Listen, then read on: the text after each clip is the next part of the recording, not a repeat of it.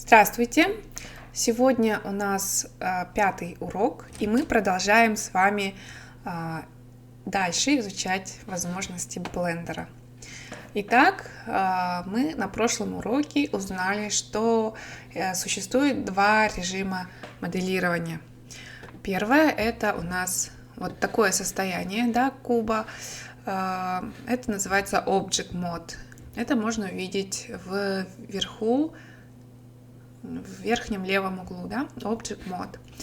Давайте мы с вами сейчас добавим сюда новые объекты, грэбом по какой-нибудь оси, давайте по Y, перемещаем наш куб и добавляем сюда другие объекты. Давайте, пусть это будет цилиндр, также его перемещаем по Y, и сюда же добавляем, например, еще один объект, пусть это будет сфера, UV-сфера.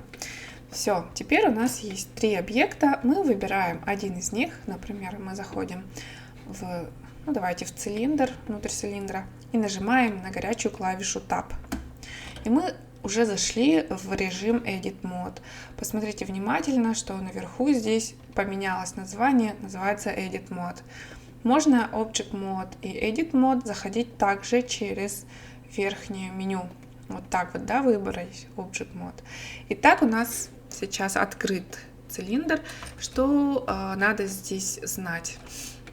Мы сейчас находимся в режиме Vertex, да, то есть мы можем выделять каждую Vertex по отдельности и работать с ним. Например, грэбом мы можем что-то вытаскивать, что-то, например, в режиме фейса мы можем выбрать какой-нибудь фейс, верхний или боковые, и уже работать с ними. Например, Scale, у нас меняется форма объекта.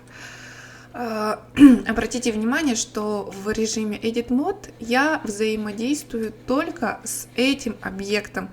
Я не могу сейчас, например, выделить какие-то соседние объекты, потому что я нахожусь внутри именно определенного одного объекта. Ага, вот. Теперь давайте выйдем и зайдем в Edit Mode куба. Нажимаем.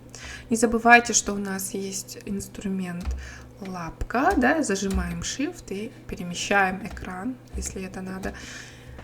Давайте дальше работать с нашим кубом в режиме Edit Mode.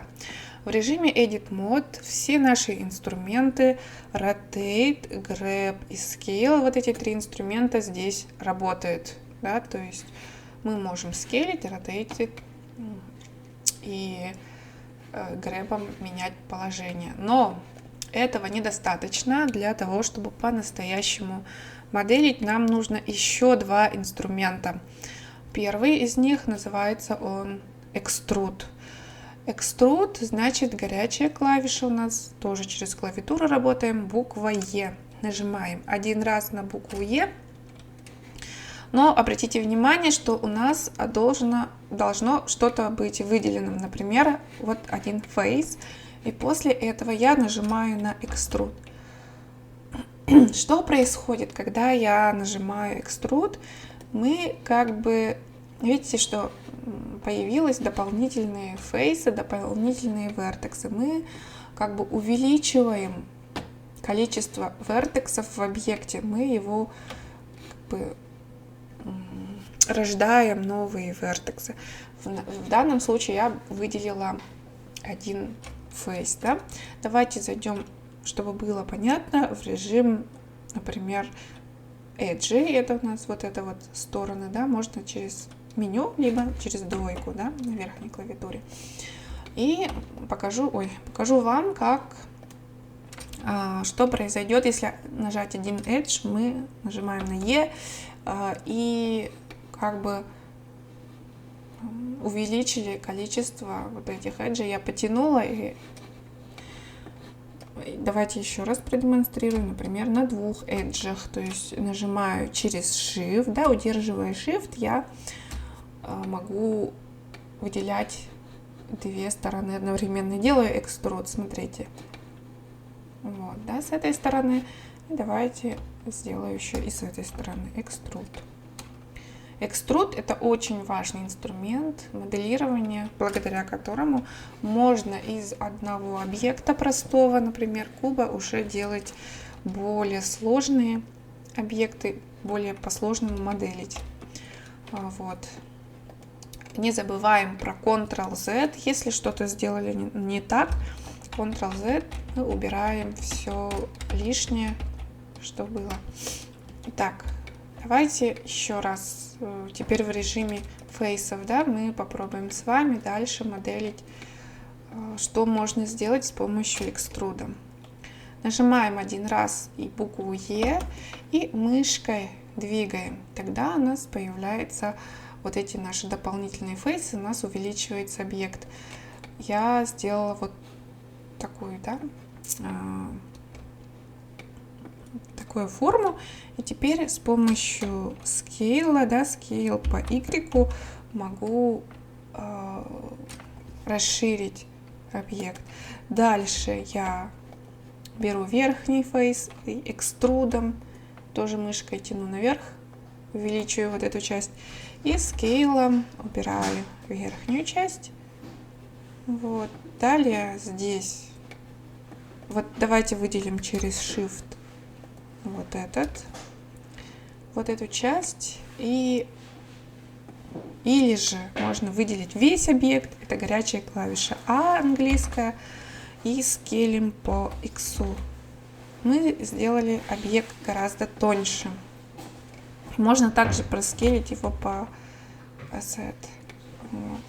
И дальше я беру здесь с этой стороны, тоже экструдом вытягиваю, скейлю, да, и грэбом поднимаю его по Z.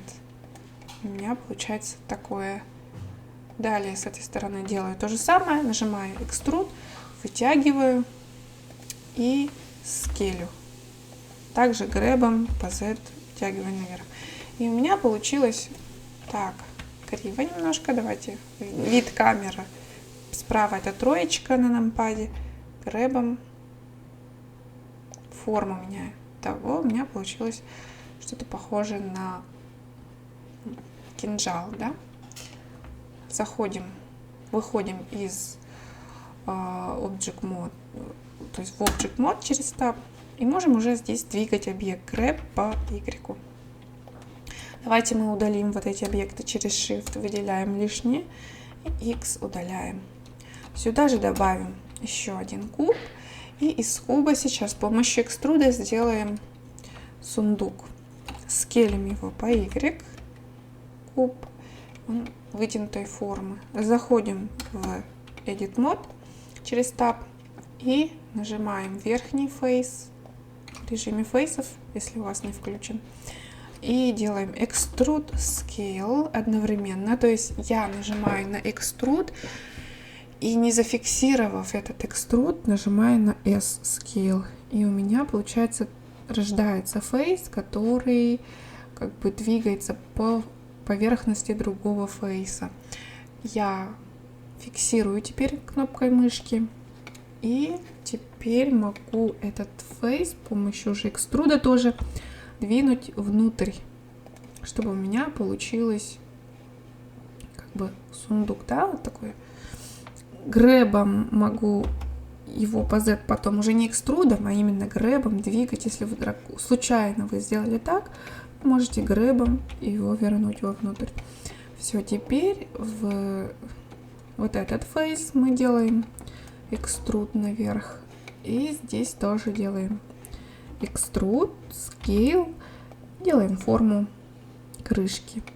Все, у нас получилось подобие сундука, внутри которого уже именно в Object моде, да, то есть если я зайду в Edit мод и попытаюсь схватить кинжал, у меня ничего не получится.